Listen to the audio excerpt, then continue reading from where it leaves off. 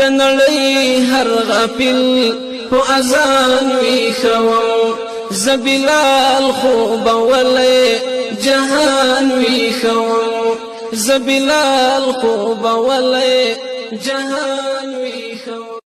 السلام علیکم ورحمت الله وبرکاته.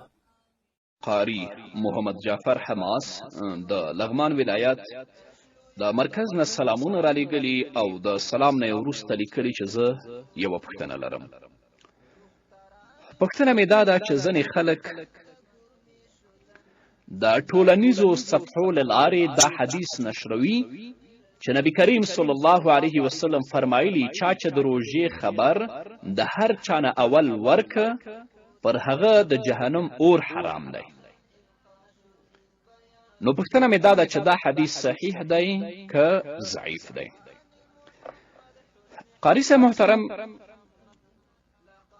د روژې مبارکي د نبی کریم صلی الله علیه وسلم په صحیحو احادیثو سره ثابت او نبی کریم صلی الله علیه وسلم د روژې په راتګ سره خپلو مبارکو صحابه و کرامو رضی الله تعالی عنهم اجمعین ته د روژې د راتګ مبارکي ویلې ده. اما پاتې شوه دا خبره که چا اول د روژې د راتګ مبارکي ورکړه په هغه باندې د جهنم اور حرام دی. د دې حدیث ما ډیره پلټنه کړې، ډیر ورپسې ګرځېدلی یم، یو ځای مې هم بیا نه دی موندلی. او دا خو لا څه کوي چې اکثرو محدثینو لیکلي چې دا حدیث د ځان نه جوړ شوی حدیث دی، یعنی موضوعي حدیث دی. نبی کریم صلی الله علیه وسلم کله هم داسې نه دي مبارکي یې ورکړې. اما دا خبره چې چا اول مبارکي ورکړه د جهنم اور پرې باندې حرام دی، دا حدیث موضوعي حدیث دی.